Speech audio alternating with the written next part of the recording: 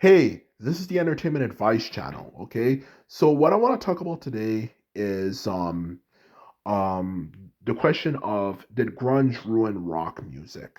So for this video, I will answer this question in a simple and straightforward way so anyone can understand it.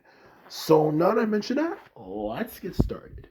So when it comes to the topic of, did grunge ruin rock music as a whole, in the sense of being responsible for the decline of rock music in terms of its popularity and shit, the simple truth of the matter is, yes, grunge did ruin rock music. Now, the reason why I say grunge ruined rock music was the fact that grunge not only set a precedent for rock music to focus on negativity, but it also um, set a precedent for a lot of toxicity that later overcame rock music for that matter, okay?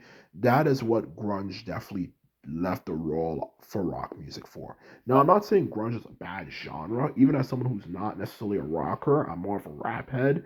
The truth of the matter is, objectively still, I still like some rock songs. But truth of the matter is, grunge did destroy rock music. Now, that I mentioned the things you need to know at the very basic level, let's get into why grunge destroyed rock music.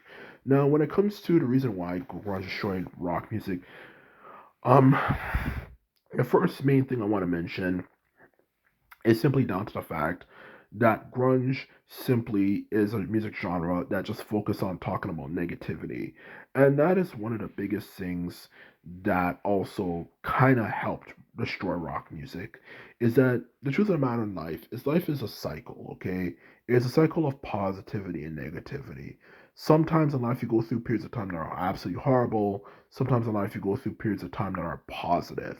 The truth of the matter is, it's a cycle for life, okay? It's not one main thing, it's a cycle. So when it comes to the topic of life in general for that matter, okay, when it comes to this particular topic, the truth of the matter is, grunge just created a culture of, we always have to talk about negativity, negativity, negativity. Like, whether it could be things like talking about the struggles you've been through, life sucks, blah blah blah blah blah blah blah blah. You have to talk about those things, okay? You always have to focus on the negative and so on and so forth, okay? And talk about the things that are stressing you out and frustrating you, making you miserable. That's the truth about rock music, about, or I should say, grunge, the grunge rock. It created that precedent. And if you don't talk about things, then it's not real rock, according to that way of thinking. It's either you are trying to be like hair metal bands of the past that grunge, of course, defeated, and not just that, you, of course, surprise, surprise, surprise, are selling out. You're selling out to the man. That's how they think. You know, everything has to be talking about life sucking and this and that, which at some point can, of course, be problematic and destroy things. Okay, for that matter. And that's a problem grunge created for rock music, is that it created a mindset that you only have to talk about negativity. You only have to talk about life being stressful. You always have to talk about being a drug addict. You have to talk about life sucking and people sucking and this and that, or else it's not real rock music.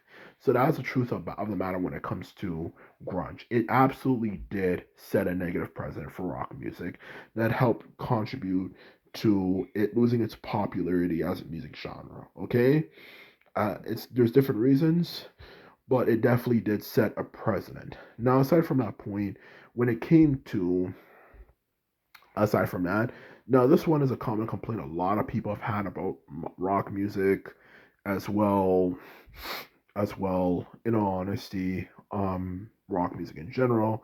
I don't know if I buy it personally, because I haven't noticed it myself from the rock I've listened to, but I do have to admit, I'm more of a rap head than a rock head. Absolutely, I'm a way bigger rap fan than rock fan. But the truth of the matter is, when it comes to rock music in general as a whole, I've heard a lot of people say this, is that a lot of rock music hasn't reinvented itself since the 1990s. It all sounds fundamentally the same. It says the same sound and doesn't hasn't really changed much, okay? Because the truth of the matter, when it comes to anyone who knows anything about music, for something to truly um for music genre to stay relevant and for people to continue to enjoy music, it always has to innovate. It always has to change. It always has to change its fundamental formula, okay? Like just like, for obviously when you listen to rock music, or any music genre for that matter, let's just use pop as an example, you clearly realize pop music from the 1960s, 1970s, 1980s, 1990s, to 2000 sounds a lot different. Everything from things like the production quality to the thing we're getting at here specifically, um, the types of sounds and effects that they use for music, we realize in the end of the day, it has changed a lot. Just like if you listen to music from the early 2000s to even late 1990s for that matter, when you listen to pop music, you will clearly realize there is a certain effect, massive effects that they have changed when it comes to music. Like you can even tell this is from that era, okay? Like for example, for pop music from the late 1990s to 2000s, you notice that they tend to use certain sound effects, whether it could be that sound, which obviously you can tell is the Timbaland effect, Timbaland's influence for that matter, whether it's that or whether it could be talking about not just talking about those particular things, but it can also be about other things as well, like certain types of sounds. Like I know one thing that was very popular in the 2000s was like maybe, for example, the rap samples, obviously Timbaland's influence, and there's many different things you can kind of find that kind of indicate, yeah, this was from that era, okay? Rock music, even though sonically it's very diverse compared to a lot of music genres, it hasn't done that. It hasn't evolved. It's still doing the same thing. It hasn't found any new features to add or change things for that matter. It's still the same exact freaking thing. It's still the same exact, fundamental formula, and it's everything from the types of chords they use, to the types of skills they use. If you're familiar with music, you'll know exactly what I'm talking about. Things like that, they haven't changed. They haven't evolved, and for that very reason, that's why people got sick and tired of it.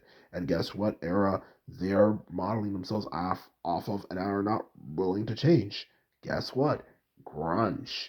So they haven't really changed that, and a lot of times I think you have tried to change that stuff a bit. Like you can clearly tell from the early 2000s, like new metal and stuff, and stuff like that. Then they just criticize you of, oh well, that's not really real rock, that's pop rock or something like that, or and all that type of stuff. And where that had to come from, it came from grunge. So the truth of the matter is, grunge absolutely did set a precedent for the downfall of rock music. And anything that's trying to be different or even trying to be optimistic and happy, like I was getting at before, because obviously you don't want to hear about negativity all the time, it comes off as if you're selling out. So that's exactly what I'm trying to say here. It created a toxic culture of thinking and seeing things that ultimately paved for the destruction of rock music as a whole, and why it's using so many fads and stuff for that matter. So the truth of the matter, to sum up, or I should say, the message of the story is that whenever you want something to succeed, particularly in this case, for music, you always have to evolve, okay? You always have to change. And more specifically, the biggest point of all, you have to realize whenever you make anything for that matter, you have to be willing to have a balance. Just talking about negativity can get really depressing and old.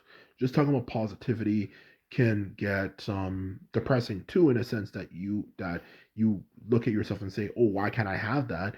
And also it can make you really anxious and miserable because you're like, "Why don't I have that stuff either?" So the truth of the matter is, there has to be a balance between the two things. Just talking about negativity or just talking about positivity or whatever, you can think of on either side can get tiresome.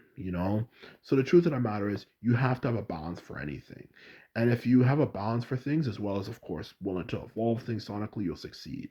Rock was not willing to do that. They want to do the same thing. They want to talk about life sucks and this and that all the time, as well as, to add to that, not willing to evolve.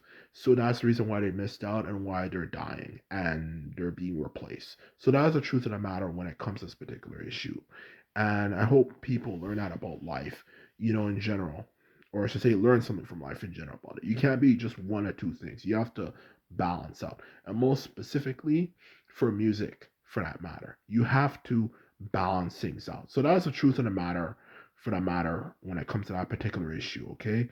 So anyway, I hope you learned something from this video as well as found it interesting. And I just want to say if you like this video and videos like this, remember to thumbs this video up and the subscribe button. And this is all I have to say and simply put it, I'm out. So bye.